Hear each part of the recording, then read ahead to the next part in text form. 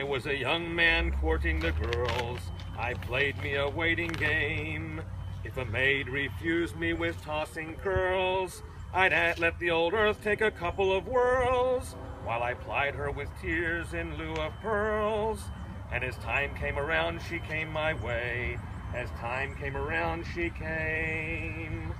Oh, it's a long, long while from May to December, but the days grow short when you reach September, when the autumn weather turns the leaves to flame. One hasn't got time for the waiting game. Oh, the days dwindle down to a precious few. September, November, and these few precious days I'll spend with you. These precious days I'll spend with you. So when Mother passed away, it was on a Monday night, and it was a storm approaching. There was a sleet storm coming into Houston, and we made the decision to make the funeral on Tuesday afternoon. And for that reason, a number of people weren't able to be here to say goodbye. We wanted to make sure that the unveiling was a different time and make sure we were able to be here, and I wanted to make the opportunity for anyone who was there, who wasn't able to attend, that would like to say a few words about my mother and the impact she had on their lives. Now would be a great time to do so. So I want to, first of all, my brothers and him want to come up first of all and say a few words. Okay, anybody else care to come up and say something? Debbie. Nope.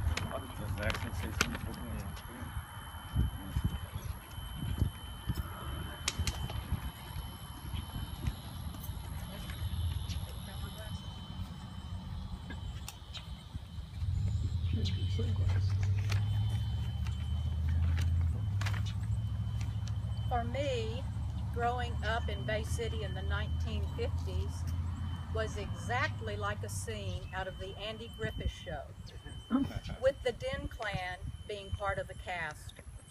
But instead of having one Aunt B, I had two, Aunt Rosie and Aunt Gertie.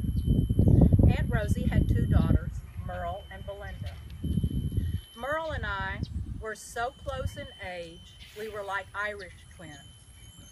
As a little girl, I practically lived over her house. I loved going to her house to play. Aunt Rosie would let us do pretty much anything we wanted to do without worrying about making a mess of things. In fact, we pretty much had the run of the house. I spent many wonderful and memorable days and nights over there. On many of my visits, when Merle and I would get bored playing with our Barbie dolls and our paper dolls, hours and hours and hours, we decided that we wanted to see what was going on over at Aunt Gertie's house.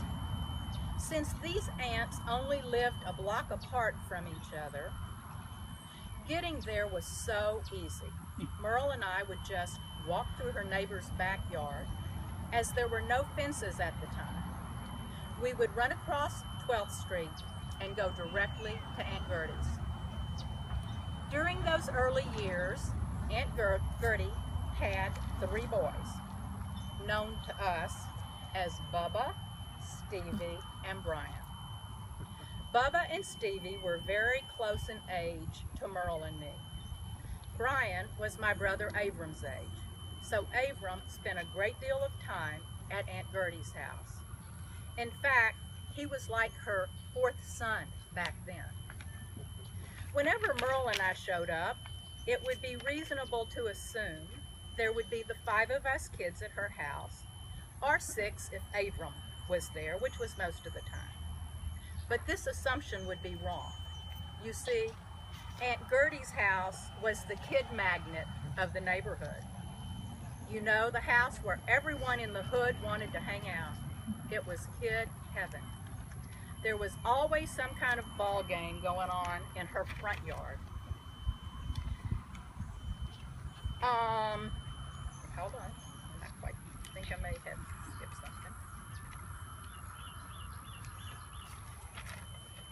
that many kids around, she had two choices: to either go crazy or let us run wild. Luckily for us, she chose the latter. Aunt Gertie always had stuff for us to eat and drink. In those days, parents weren't so obsessed with health foods, so there was always lots of Cokes. You know, in Texan, Cokes mean any kind and all kind of soft drink. We had Suncrest Orange, not Orange Crush, Grapette, Dr. Pepper, Frosty root beer, and of course Coca-Cola, but never Pepsi.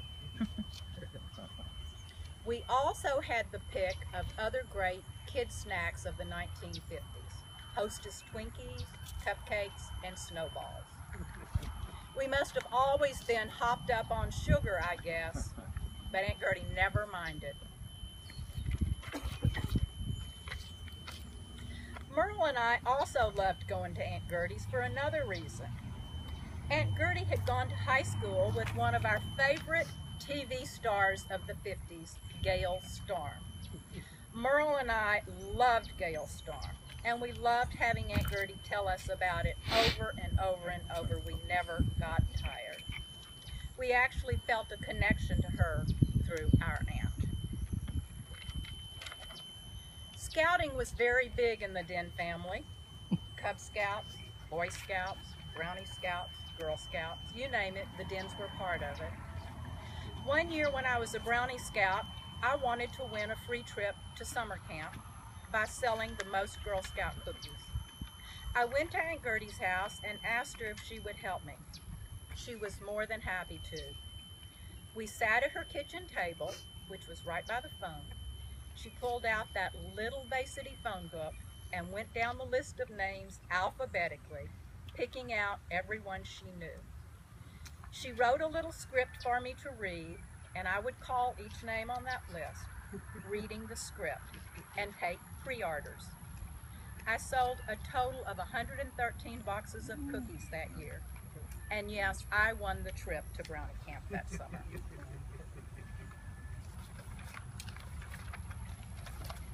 Well, none of you know this, but Aunt Gertie introduced me to the very first racy novel I ever read. On occasion, I would ride my bike over to Nickel Street Furniture on the days she worked. She worked 2 days a week, to visit with her. As you all know, Aunt Gertie was an avid reader and she read all the current bestsellers. On one of these visits, she had just finished the novel The Group by Mary McCarthy.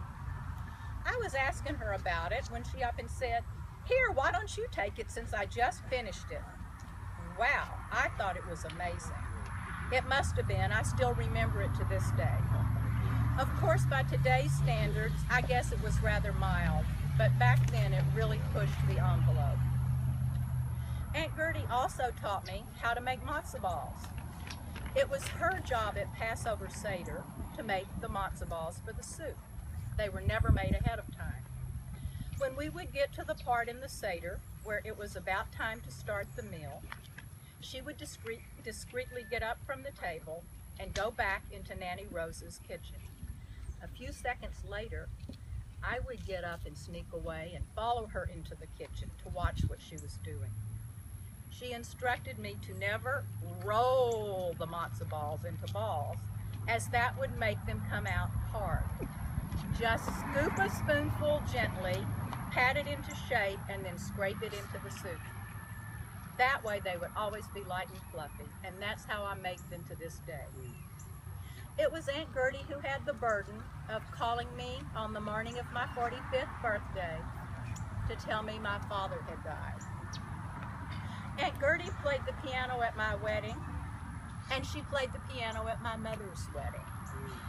It was better than having Marvin Hamlish. As I got older, Aunt Gertie and I lost touch to a certain degree. We would see each other on special occasions, but that was about it. Oops, on my page. Sorry about that. Oh, I still had one other thing to insert. I'm sorry, I hate to make y'all sit in the rain. We all know how talented Aunt Gertie was at the piano, but Aunt Gertie was also an early pioneer in the music production business.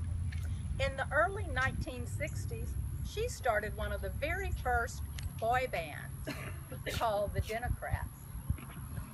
Y'all remember that? The Democrats, which featured her three sons, Bubba, Stevie, and Brian. They performed on stage at the Bay City USO Talent Night. And they were most notable for the cover of the JFK campaign song, who remembers? High Hopes, that Frank Sinatra. I remember sitting there in the audience watching. It was the most wonderful minute. I can't listen to that song to this day without thinking of the Democrats performing it. Now back to my script. As I said, Aunt Gertie and I had lost touch for a while. Then several years ago, we somehow got reconnected. I don't even remember what caused this to happen. We started talking to each other on a regular basis, once a week, or at the most once every 2 weeks. Through these talks, we became more than just niece and aunt. We became friends, good friends. In fact, Aunt Gertie was one of my best friends. We talked about everything like girlfriends do. I looked forward to these chats, as I know she did. We had a past that connected us, and we would reminisce about old times. As all of you know, Aunt Gertie had a memory that never stopped. She could recall the smallest detail from 50 years back. We also talked about current events. I had had several Austin friends who moved to Houston, and as fate would have it, she became friends with them as well. So we always had that to talk about. Many times I would confide in her, and she would confide in me. I guess I was naive. Aunt Gertie was so youthful and healthy. I thought she would live forever, or at least to 120, like Abraham's wife, Sarah. I was devastated when she didn't make it out of the hospital that last time. I still think about her on a regular basis. I wanted so much to be at her funeral, not for her, but for me. It just wasn't to be. There are still days I want to give her a call, pick up where we left off. Since that can never be, I will just have to rely on my fond memories. May her memory be a blessing. Amen.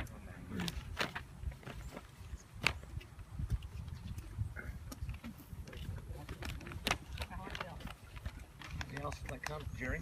Sorry, it was long.